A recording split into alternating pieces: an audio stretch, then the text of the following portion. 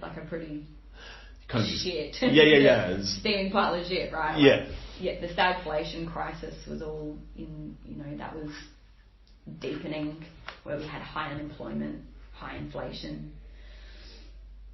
And so unions were continuing to do what they were doing then, of just organising and getting their wages outcomes for workers. And then when Hawke came in, he was a period of recession, and he had to basically say, this is how I'm going to fix like that particular moment of the breakdown of the previous order. He had to come up with like the new order. Yeah. So when people say Hawke was like a key point in macroeconomic sense, he was responding to the conditions before him, but in a policy sense, he created the conditions of the shit that workers experience today. Ultimately, yeah. Set the conditions of a new era of the way accumulation would work, the way jobs would be, and wages would be determined. Yeah.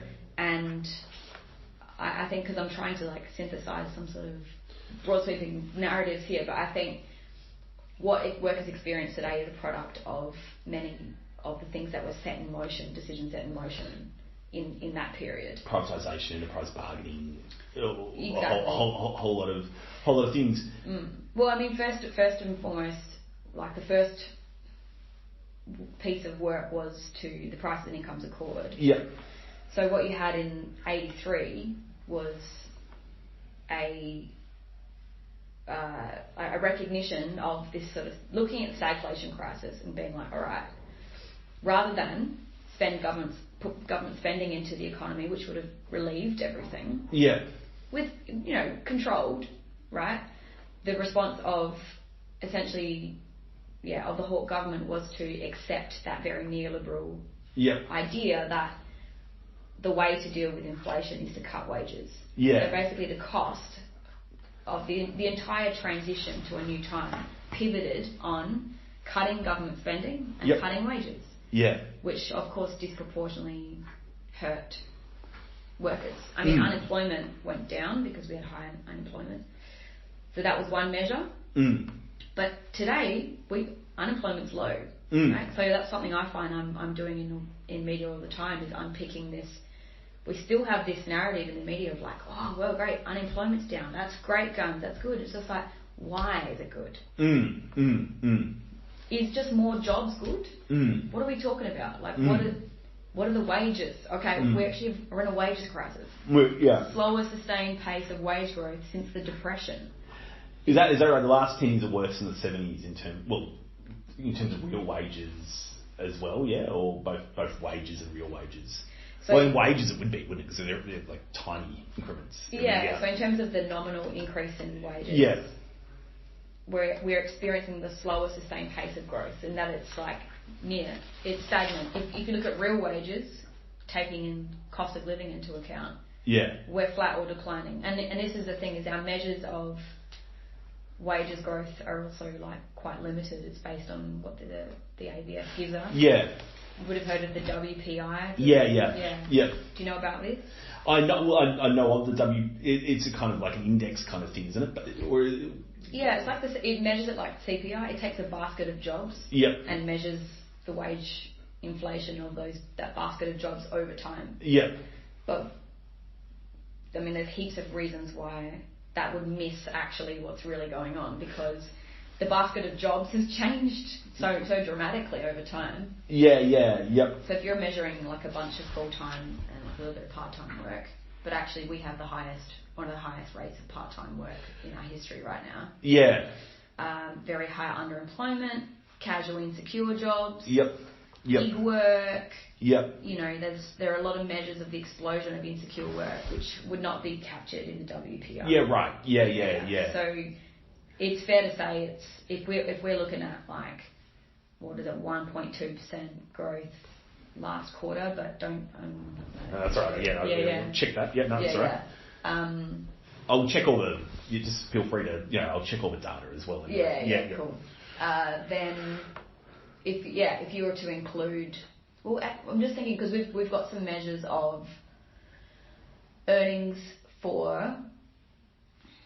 So the ABS has a category of self-employed they're called they're businesses, but they're non-employing. Yep. And they're unincorporated, which means they're not. We would say that's a pretty strong indicator that they're just workers with ABNs. Yeah. And you can compare the earnings of these workers with employees, and it's like really low. It's piecemeal.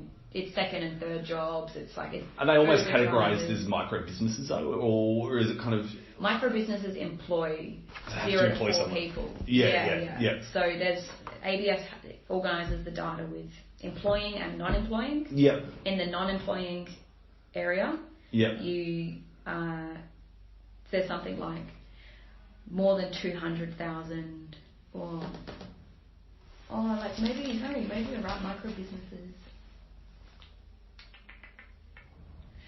No, I'm mixing up 2 catalogues.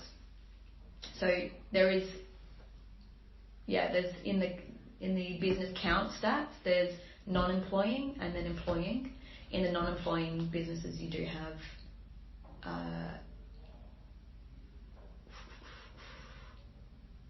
something. Yeah, I got to get the numbers to you, but it's something like 200,000. A growth in 200,000 in the last 10 years or something. Yeah, right. But in terms of the business growth by business size, between 0 employees and 19 employees, since 2004, we've had over 200,000 growth of over 200,000 units in that sense. Yep. And we've lost around 1,100 firms with 200 employees or more. Yeah, right. So this is an area I focus on a lot. Yeah. And that might be a good angle for you because the composition of businesses in Australia has changed dramatically. Yeah, right. And typically, like I remember covering for years, like firms that were making car parts, whatever, that would close and have several hundred employees, and like you're describing, people tend to be working full time and paid, above award, and they're all gone, right? Like, not all of them, but heaps of them.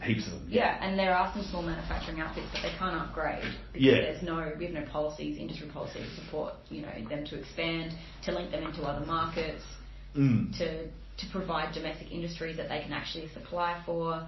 So in lieu of industry policies, in that sense, and that overall environment, I've told you about how we've shifted to a low investment, low productivity environment. Yeah. And more jobs being in very labour intensive kind of work, where the human service is at the centre of the job. Yeah. That has corresponded with a decline in the number of large firms. Yep. And an explosion in small and micro firms. Yeah. And so some of those may not actually be firms, they're more gig workers, or it's unclear from the data. We can take the number of unincorporated ABN workers. Yeah, without any employees, and that figure now, we are at historic highs. Over a million. We have over 1 million people who are unincorporated, non-employing businesses. We can't say that they are definitely. That we say that is very clear indicators that these aren't operating as businesses in the way that we would normally understand a business. Yeah. You're not growing, you're not employing anyone, you're not incorporated, which means that's a pretty precarious position to be operating in, right? Because that means it's just your labour. Yeah. Without any protections. Yeah. You're not really, even if you are an actual business, you're not really thriving, are you? Incorporation is how you link yourself into all the benefits of being a corporation. So if you don't have enough income, or like your business doesn't have the capacity to move in that direction, then you're a free-floating labourer you're detached from employment laws and employment conditions. That's I'm really keen to see that kind of that data. That's really interesting. And there is a problem with like the ABS data, isn't there? Like it's only recently they started even measuring casual employment, like technically or formally. Like I remember it's quite hard to capture from the data what exactly is going on in terms of gig work and I guess forms of insecure work. Is that right, or you might be better placed to kind of unpack it than me? But when I've looked at it over time, it's quite tricky. You can kind of see